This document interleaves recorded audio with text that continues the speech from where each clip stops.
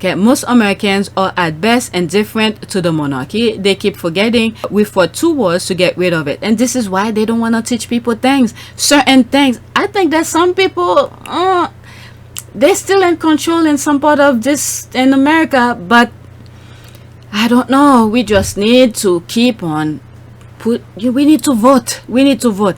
Okay, and no one here is sweating some 90-plus-year-old lady. I bet the Crown got better rating than the Jubilee, the Castle Kardashian to us, nothing more. Someone should share there is nothing in America I love more than someone telling the British monarchy to get lost. It's a point of pride wrapping in our DNA. Just because we may enjoy some royal fashion, gossip, or even pomp doesn't mean we don't also love them being told to F off. That's a good one. Especially because they keep telling these stories that that aren't meant to horrify us, and it's solely normal behavior. Quote, can you believe she expected her staff to work and wanted to choose what her flower girl wore and treated a commoner's daughter the same as Princess Charlotte? Let's see here. Right, it's like, and of course she did, and no wonder they decided to live and be normal. Okay, Kamato and the other are desperately trying to make fetch happen. They're like movie characters saying Beetlejuice, Candyman, there's no place like home. I don't believe in fairies and thinking it's going to make any difference. Kamato accurate. The thing you read on Twitter, sometimes my eyes is really making me read like a freaking 5-year-old, but after I get the sense of it, I'm like, my goodness. Okay, I'm going to write a tabloid style article completely baseless about Camilla Tomney and see how she likes it. Okay, generally amazing how little they understand or choose to understand. My guess is Meghan agreed to some level of promotion tied to the podcast, which is why she did an interview. It's not that complicated. Oh, did Meghan do an interview? Which interview? Am I missing something? Okay, it's also hilarious how they include William and Kate do not get American at all. Okay, and even if she didn't and Princess Meghan wanted and agreed to be interviewed, that is normal for her. She's done it before. She has that right, and most importantly, it is her damn prerogative. She needs not to ask any of us how we feel about it. Her decision is hers and her husband. Okay, well, this comment seems to come like a defensive, but I didn't see this as a kind of a threat. Generally amazing how little they understand or choose to understand. My guess is Meghan agreed to, okay, she said guess. Yeah, I didn't see this as, sometimes I guess when you're reading words on a screen, it gives you a different sense. All right, whether it's defensive or whatever. But anyway, let's move on. And that she's no Michelle Obama line, like, ma'am, that woman is living her best life out of the spotlight. What are you on? It's the same way. It's like I can't believe this. Okay, this is a different off topic I didn't come across yet. Is the thing about the Nelson Mandela thing. The UK, isn't English was created by the English? By the Brits? It seems like they don't even understand their own language. Meghan never said she's comparing herself to Nelson Mandela. It was, I don't know exactly, I'm going to paraphrase here. She described the person who was online during the Lion King. She described that person's position, who was somewhat at the end of the line, who said when she got married with Prince Harry, people in South Africa were dancing on the street as if, okay, this is where the comparison here. I may use a different word, but you know, the comparison here. They were rejoicing on the street just like when Nelson Mandela was freed from prison. Okay? She just mentioned this is what the guy said to her.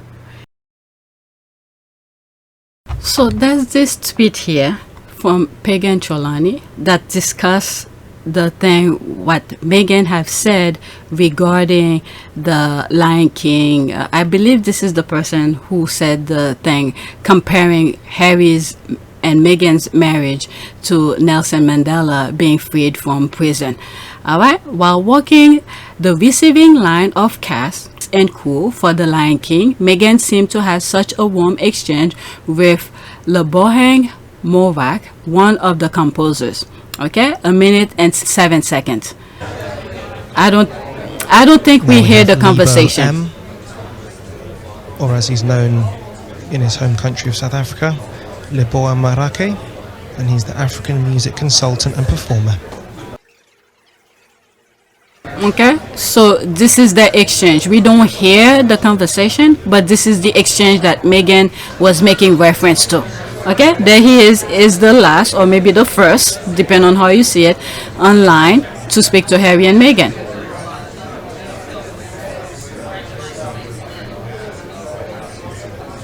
And the other guys for a while.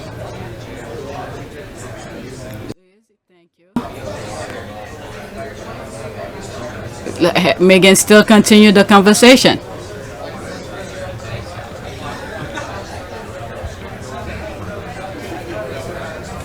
That's for well. Now he's joined by the music producer. For well, making fun of them. Alright, there's some receipt, some squatter adding. Here he is praising Harry for walking away from the royal family. That was a different time, okay? Not as recently. That was back in 2020. And I think I've shared this on one of my videos. Okay, Lebo M praises Prince Harry's decision to quit royal family for Meghan. Okay, Lebo M has taken to his social media account to praise Prince Harry for choosing the safety of his family with Meghan Markle over his royal title. The producer called Harry authentic and inspiring. Lebo M posted an image of him greeting Harry at the premiere of Lion King. Okay, let me bookmark this. Let me get his name and look for it. See if I could see anything. Lebo M, maybe Spotify. Let's put Spotify at the end of the search. Nope, nothing. So let's just keep his name, Lebo M. So there's that again. Okay, Dr. Zanye. There's Dr. Zanye putting receipt. Okay, more people are sharing it. Okay, so this is here. Okay, September 1st. Sugar Diva, who is that? RDN, acute forensic behavioral health teacher, research, fashionista, animal lover, recovering conservative old dancer. Okay, so this is someone completely different. What are they saying here?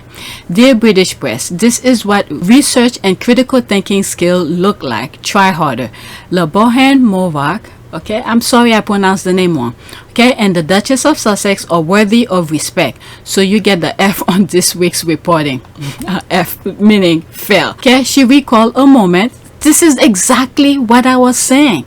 Okay, she recalled a moment from the 2019 London premiere of the live action version of The Lion King. Quote, I just had Archie. It was such a cool chapter. I was scared to go out. End quote. A cast member from South Africa pulled her aside. Quote, he looked at me and he's just like light. He said, quote, I just need you to know when you marry into this family, we rejoice in the street the same we did when Mandela was freed from prison. End quote. We now know it is Lebohang-Movac. Okay, so there's the image. Okay, very quick research. Okay, we all know exactly who said that. Okay, there's that video I had just showed you. There he is here, and this is the guy. Lebohang-Movac, known as Lebo M, is a South African producer and composer known for his songwriting and vocal work on the soundtracks to films such as The Lion King, The Power of One, and Outbreak, and numerous stage production. He was recommended to Disney by Hans Zimmer, the composer of both adaptation of The Lion King and formed and conducted the African choir that sang for the film. Alright, so there it is. The reason I'm not putting the audio, I don't want to download Spotify on my computer because my husband used that.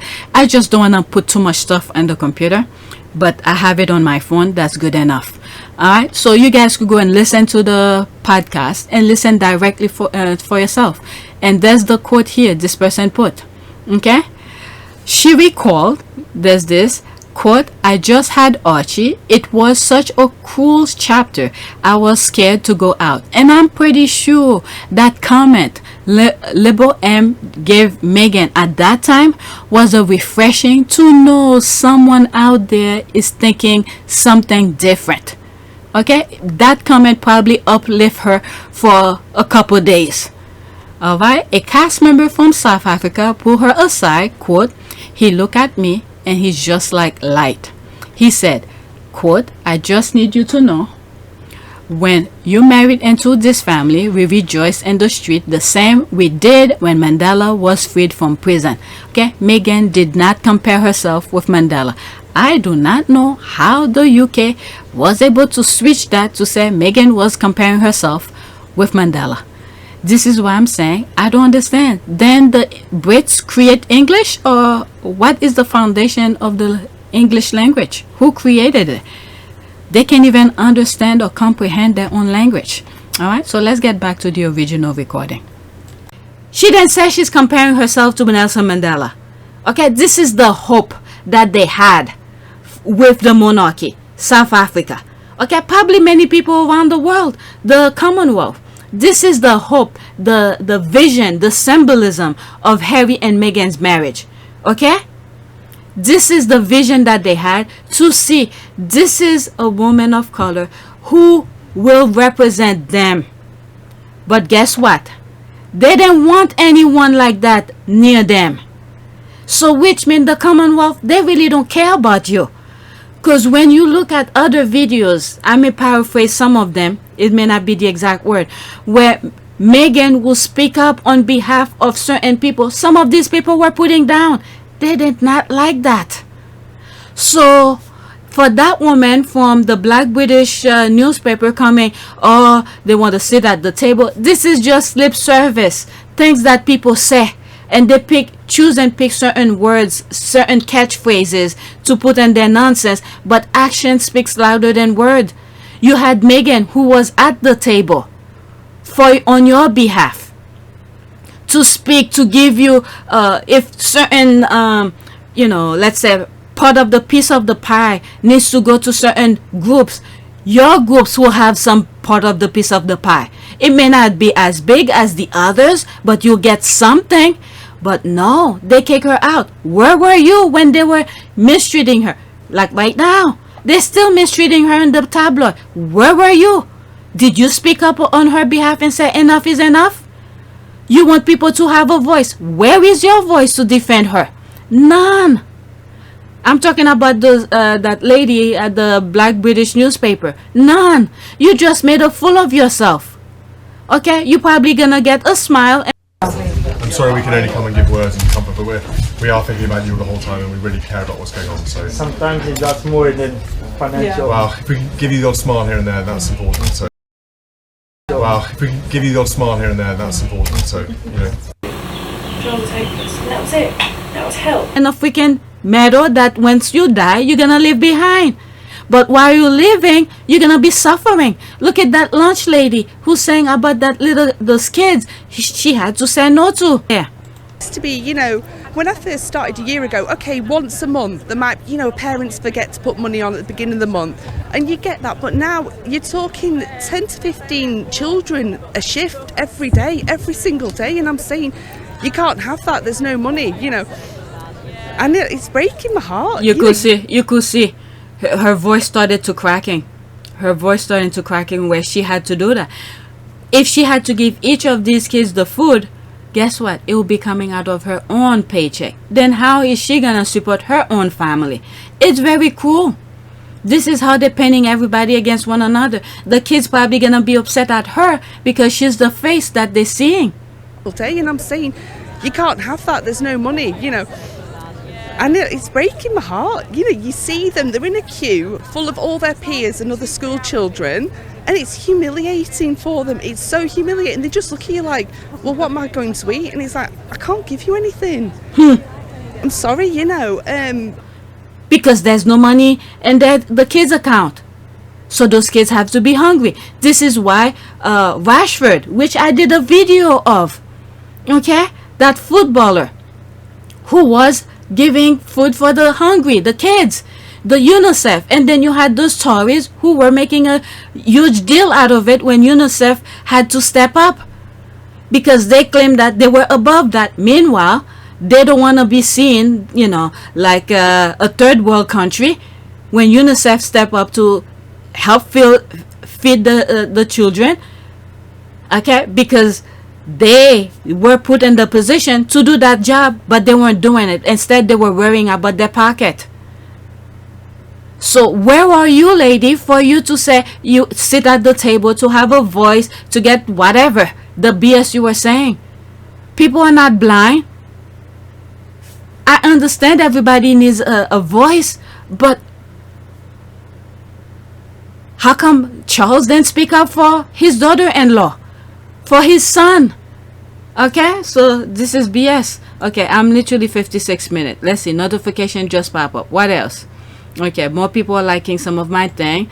Okay, what is that? Republicans never think their rules apply to them. They think they rule over everyone else. That's pretty much the US. Alright, so man, the F you telling crowd sure is having a rough one. Okay, so this is US politics right now, and I hope people go and vote this November. Okay, this is a good one. Let's see here.